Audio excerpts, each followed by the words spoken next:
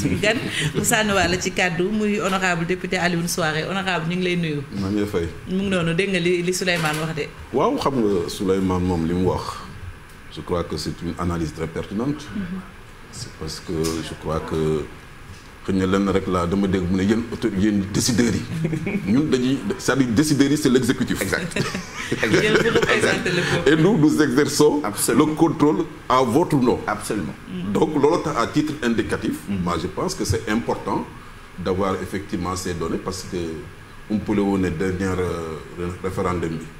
si la ñu yokk pouvoiru assemblée nationale. parce que bu njëkk ba assemblée nationale da daan voter loi rek. fa la yemoon. amuloon possibilité contrôler action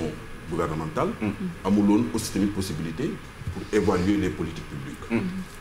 D'ailleurs loolu moo tax chaque fois boo gisee bu session ordinaire bi tëjee les commissions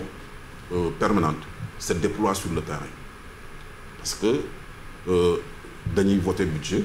mais on peut peut-être rester entre les quatre murs. voter budget ministre jaar nga voter ko mais war nga mën a xam exactement li nga ko votel ndax moom egg na fi mu war a egg mooy li Diawo doon wax sànq. cible yi est-ce que atteindre na leen donc moi je pense que loolu moo tax effectivement commission yi di déployer sur le terrain pour def ce travail là en tout cas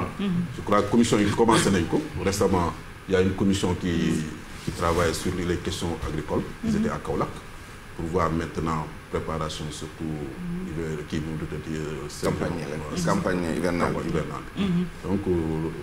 loolu daal je crois que mooy suñu taxawaay ñun et loolu mooy suñu mission aussi waaw très bien moo tax Souleymane li mu wax noonu wedd ko du yomb de maanaam yi décideurs yi parce que exécutif boobu ngay wax li ñuy décider yéen koy valider en tant que parlementaire muy budget ak évaluation des politiques bien sûr loolu tax à titre indicatif information yi dafay am solo bon donc rapport de conjoncture comme rapport aussi tamit sur la situation économique et sociale bi ANSD di génn dañ koy saytu c'est ça di ko uti ji di xool exactement parce que au moins ça te permet d'avoir ay faisceau la yoo xam ne dina la permettre effectivement nga xam exactement fu teg fan ngay teg tànk yi pour mën a tamit confronter les données sur le terrain. jërëjëf merci beaucoup honorable merci beaucoup également Souleymane ci contribution bu am solo bi nga def ci jàngat bi da ngay descendi ak ñun ñu wéyal suñu waxtaan ak suñu invité.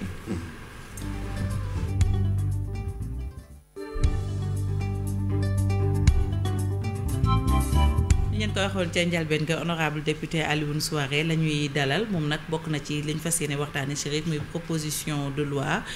bi indi ay coppite wala boog modifiant bu loi 24 décembre 2002 soxal rek code de la route ak itam instituant le permis de conduire à point. muy lu am solo noonu nga wax li ko waral nag mooy accident yi laataa sax bu démb bi moom honorable le 22 juin 2020 bi la daal di bind ab lettre muy lettre bi mu daal di koy jagleel président de l'Assemblée nationale wax ci lan moo tax kon mu def proposition de loi bi nga xamante ne article 60 moo may député boo xamante ni am nga xalaat ci doxalinu réew mi war ngaa mën a def proposition de loi moo tax ñu wax proposition de loi bu dee ci gouvernement bi lay jógee on parle de projet de loi moo tax kon loolu day am solo ñu daal di koy leeral ak ki nga xamante ni moom mooy honorable laataa ñu ciy dugg nag moom ba mu ñëwee assemblée léegi un an la te législature mi ngi commencé ci weeru juin je pense 2017 yow nga remplacé fa Modou Diagne Fada mi nga xamante ne entre temps dem na nekk directeur général bu Sonacos fan nga féete ci assemblée ban groupe parlementaire nga bokk. Naturellement xam nga assemblée nationale si groupe lay wékku pour def liggéeyam loolu je crois que dafay am groupe yi am les non inscrits ñun bi nga xamee ne dem nañu ci compétition élection législative yi passé en 2018 dañu amoon benn député bu Modou Diagne Fada bon donc yàlla def mu nekk fa ba ñu nommé ko man ma remplacé ko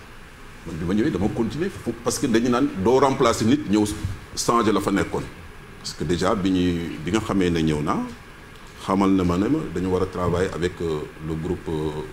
Benno Bokk Yaakaar donc ñu ngi ci groupe boobu. donc membre groupe Benno Bokk Yaakaar nga ko. waaw groupe boobu la ñu bokk. parce que déjà fa laa fekk sama prédécesseur mu indiqué woon ma ne effectivement ci groupe boobu la ñu war a liggéey maintenant adhésion groupe dafa am lu ci am parce que dafa am lu ñuy wax adhésion par affinité ak adhésion apparentée loolu nag ñu koy faral di dégg apparenté bi bariwul xam nga fii li ñu habitué mooy bu ñu demee élection législative nga am lu la may groupe parlementaire boo leen ñëwee former groupe da ngeen di def une déclaration politique pour wax yéen naka ngeen fas yéene taxawee ci biir assemblée nationale. mais aussi tamit loolu may na la si non inscrit suñu gisee ne ñoom mënuñu am groupe parlementaire. te gis nañu ne groupe yi nga xam ne ñoo nekk sur place am na déclaration de politique boo xam ne convaincre bi la mën nañ ci adhérer mais bu ñu duggee dañ leen di tuddee député apparenté. France jëlmal nañ ko bu baax a baax parce que dañuy tenir compte que député apparenté ak ñi nga xam ne ñoo bokk affinité politique malgré ñooy nekk ci benn groupe bon jëmm bi ak gëdd bi ñu ko war a jox dinañ ko jox et puis te député apparenté dina mën a jouir de toute sa liberté à l'interne du groupe pour mën a joxe ay xalaatam. merci beaucoup merci précision boobu maintenant nag ñu ñëw ci li nga xamante ni moom moo waral coow li mooy li nga xamante ni def nga ko le 22 juin nga daal di def benn lettre jaglal ko président assemblée nationale ngir ñu indi ay coppite ci li nga xamante ni kon moom mooy la loi 2002-30 du 24 décembre 2002 portant code de la route instituant le permis à points lu waral loolu. waaw xam nga damay wax ne proposition de loi dafa ça entre dans l'ordre normal des choses député constitution ci boppam article 80 moo wax ne l'initiative des lois appartient concurremment au président de la République et aux députés d'ailleurs sax léeg-léeg damay gis sax des questions yu concernées Assemblée nationale vous souvent les journalistes vous préférez peut-être appeler un universitaire mu ñëw wax alors qu'en vérité il peut même être très loin des réalités parce que l'universitaire là il ne peut pas effectivement créer une loi président moo ko mën a créer ak député yi ñoo ko mën a créer loolu nag dafay indi si yow député bi nga am nag soobu si def ay recherche xool yow société bi ngay dund lan la laaj contexte bi toujours mooy déterminer yow su fekkee war nga def proposition de loi ou bien war a def proposition de loi xam nga doo tëdd rek yeewu rek gént la jekki ne comme man constitution may na ma ba def proposition de loi damay def proposition. mais pourquoi sur la sécurité routière. voilà justement na moom laa tànn parce que dama ne ñetti élément moo tax ma tànn sécurité routière et puis c'est un projet qui date depuis 2008 parce que j'étais à la 11e législature boobu joué wu ma remplaçant comme bi joué remplaçant bi mais bon vraiment j'étais partant titulaire la waaw titulaire la en 2008 laa jëkk def une proposition de loi bi sur les permis à points mais malheureusement écho ba mu waroon amu ko parce que dafa fekkoon période boobu Assemblée nationale am crise avec le départ de Macky Sall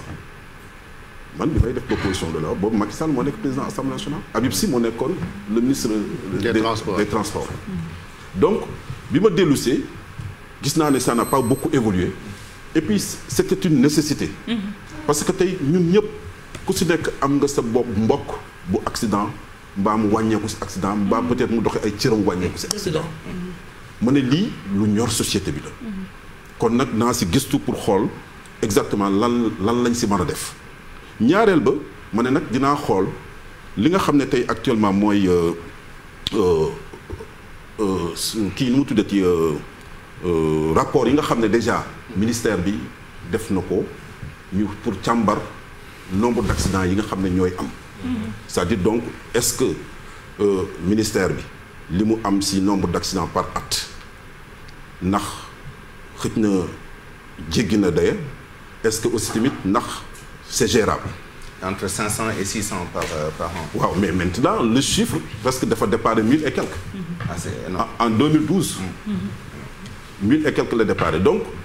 même chiffre yooyu sax Souleymane dafa am problème parce que boo demee actuellement brigade bi yor affaire de circulation au niveau de la police chiffre yi ñuy yor du correspondre ak yi nekk ministère man imagine chiffre yi ma yor ANSD moo ma ko jox c'est ça parce que umpale aussi rapport boobu nga doon wax dafa am volet boo xam ne dañ koy jagleel wàllu sécurité routière donc boo demee gendarmerie la même chose sapeur pompier la même chose loolu tax am na liggéey boo xam ne war nañ ko def foofu. pour mën a fexe ba am chiffres yi nga xam ne ñoom dañuy déggoo si chiffres yooyu. déjà mais nan la ñuy def ba yëf yi bouger parce que dafa mel ni fii Sénégal à chaque fois dañuy xaar. ba moom benn accident bu spectaculaire am ay morts yu bari. ñu doog a mel ni voilà si laay ñëw léegi maintenant si laay ñëw c'est-à-dire donc ma sukkandiku ko xool rapport boobu bi ma xoolee chiffres yi ma ne même bu dee 500 la li ñu mujjee wax. loolu sax ëpp na parce que benn bés rek benn nit rek wàññeeku je crois que c'est important. mooy li Cheikh di wax. voilà donc ma yemuma si loolu ma jël rapportu OMS Organisation mondiale de la santé def benn rapport boo xam ne sur la situation de la sécurité routière en 2015 dañu ko génn. ñoom ñu la jekki ne booy xayma àdduna bi yëpp lii dee si accident moo ëpp lii dee si sida. ñoom ñu ngi ko xayma 1,25 million de personnes par an te nee nañ chiffre bi dafa constant depuis 2007 ba léegi évolué wul. ma ne nag man législateur jaaru na ma jóg jéem a xool nan lañ war a def parce que tali yi mi ngi yokku oto yi ñu ngi yokku te nit ñaa ngi dee ñi ñu bëri ñu ngi dee mbaa ñuy wàññeeku am accident yoo xam ne bu ñu si génnee seen cër wàññeeku. donc si la effectivement amee initiative da njëkk ne nañu defar permis à point dafa nekk outil bu pédagogique parce que dafay installer si conscience ku si nekk muy conducteur bi benn gendarme parce que da nga naan man su fekkee dawal naa ba am naa comportement bu jaaduwul ëllëg mën na wàññi samay permis mais yemul si loolu aussi parce que aussi tamit permis à point bi laalul rek parce que xam nga souvent même boo xoolee transporteurs yi sax amoon na levée de bouclier. ba léegi bi mu amee dañu naan ñoom d'accord ñu parce que li ñu ko présenté la. transporteurs yi booy waxtaan ak ñoom dañu lay wax ne le contrôle bi am si circulation bi ñoom ak ñenn si takkader yi dañuy am ay jafe-jafe. léegi takkader ba nga xam ne tey dala daan jàpp mën a def yenn si peut-être comme yooyu ñoom ñuy dénoncé yoo xam ne peut-être am na ou bien amul mais. xawma ci dara waaye en tout cas transporteurs yi dañuy souvent. ñaañ takk der léegi nag ñu da jekk ne takk der léegi. mais xam nga li yaa ngi wax ndax am na wala amul je pense que sànq rek ñu ngi fi jàllale benn élément du journal muy camion bi nga xamee ni moo def jee barki démb. fii ne ca Yoff camion boo xamee ni nee nañ depuis quand amul visite. 2018 2 ans muy daw 2018 ba léegi amul visite. saa yu demee ñu daaw ko ba ñàkk visite technique boobu gis nañu dégâts bi mu andi mais nan la ci dëkk bu mel nii nga xamee ni. 100 mètres boo daw am na check point camion boo xamee ni pendant 2 ans mi ngi daw te kenn mënu ko. loolu moo tax souvent dama permis à point bi li muy dimbali foofu. mooy agent bi lay contrôler ci tali bi. dafay remonter un rapport. boo xam ne procès-verbal la day dem ci benn commission boo xam ne moom la ñu wax commission de retrait et de restitution. du permis. commission boobu déjà même boo xoolee ci actuellement. disposition décret 2004-13 bi nga xam ne mooy décret d'application loi bi ngeen wax sànq muy loi 2002 bi am na disposition bu ko prévoir existe na déjà ñi jàpp ne commission boobu suñ ko doolalee xëj na tey agent bi transporteur bi doon ñaxtu ne agent bi daf koy indil ay jafe-jafe dootul mën a nekk parce que transporteurs yi dañuy siéger ci commission boobu léegi nag li nga xam ne moom la jaaw wax c'est un problème purement technique xam nga ñun législateur dañu am suñu wàll je ne peux pas me situer à la place du ministère des ingénieurs du ministère du transport des agents de sécurité pour xam ñoom nan lañ ko doxalee mais dama ne souvent ñooñu ña ngay def seen liggéey de techniquement des fois mën nga ñëw visite bu njëkk bi soo duggalee machine bi da lay wax nit ñi baaxul mënul dem mais après nit moom mooy dugg. mooy corruption bi jaar ci ay ruq fexe ba oto bi teguwaat ci yoon bi te warul ne. waaw mais justement xam nga suñu amoon permis à point bi tey boo tegee si yoon bi. même visite technique boobu boo fa ñëwee ñu xool yow nekkoo à jour ñoom dinañ alerte commission bi. mu jël si ay dispositions parce que yow waroo yor oto boo xam ne da nga koy dawal te mu waroon ne techniquement oto bi dafa am ay jafe-jafe. très bien mais honorable permis à point du lu bees. est-ce que da nga def benchmarking pour xam yan modèle moo am ak ban modèle nga privilégié yow sa proposition bi. justement xam nga man loolu moo tax ma ne ñun législateur bi suñu warugar mooy créer loi bi. boo xoolee même taxi bi nga xam ne moom la ñu proposé. dañu ne ministère bi yor en charge le transport moom mooy fexe ba oote ndaje. parce que tey boo xoolee dëkk bu mel ni France. ñoom seen capitale de pointe 12 ngay déparé boo ñëwee Maroc 30 ngay déparé te 30 yi duñu la ko jox sax dafa am li ñuy wax période probatoire. dañ lay jox 20 léegi téye li si des. donc boo demee Tunisie 14 la. moo tax xëj na yow doo mën a jël modèle boo xam ne da jekk ne mais ñi nga xam ne déjà ay acteurs lañu. ministre bi wax nañ ko si kii da jekk ne moom mooy déterminer mooy ñi nga xam ne ñoom ñooy acteur du transport. ñu waxtaan d'abord ci capital de points yi ñaata la ñu war a fixer. xool commission bi ci yi nga xam ne mooy infraction yi boo demee ci actuellement. sur le décret 2004-13. am na benn disposition boo xam ne disposition annexe la. ñu koy wax M19. dafa lister infraction yépp ba 33 la wax ne 33 infractions yoo xam ne ku ko def. lii yame dëgg infraction bu si nekk ko def léegi nekk infraction yi dañuy fexe ba nekk capital ñu di xool ban barème lañ si def mais aussi tamit mbir yi yamul si rek ay infraction mais li ñu naan dafa am infraction am délit parce que am na loo xam ne soo ko defee par exemple comme li xew si camion bi génn na carrément si cadre parce que dafa rey nit kooku c'est un délit très bien donc loolu aussi tamit commission boobu ñu xam ne déjà ñoom ñooy liggéey ci mbir moomu di ko saytu ak ministre bi ñoom ñooy effectivement jël li nga xam ne mais ci loolu quand même Fadi une minute rek parce que comme dafa def waaw xam naa loolu 30 secondes voilà 30 secondes parce que daan yi nga wax noonu gis naa ne ci article 11 bi nga ne nañ ko indi ci loi 2002 bi ay daan yoo xamante teg nañ ko ci koo xam ne sax yàq nga infrastructure routière yi beneen bi moom mooy am nga yaakaar ni assemblée nationale dana nangul sa proposition parce que yàgg nañu am gis ay députés yu am ay initiative mais organisation ba tax na mbir ma du egg. xam nga loi 2002 bi boo xoolee loi 2002 30 du 24 décembre portant code de la route 17 articles la partie législative si 17 articles yi pratiquement yëpp ay infraction la ñu évoqué infraction aux règles concernant la conduite du véhicule extra article 11 bi prévoirul actuellement évolution réseau routier bi tey xoolal glissière yi ñuy daaneel nii ci mbedd mi camion bu daaneel glissière mbaa oto bu daaneel glissière mbaa nga fekk feu rouge mbëkk ko mu daanu mais amul benn texte yi foo xam ne prévoir nañ pour mën la sanctionner loolu moo tax mu modifier article 11 boobu ñu dollu ci la jekki ne bu njëkk ba entravé la ñu waxoon ci disposition initiale bi dañ la woon boo entravé circulation bi am nga daanu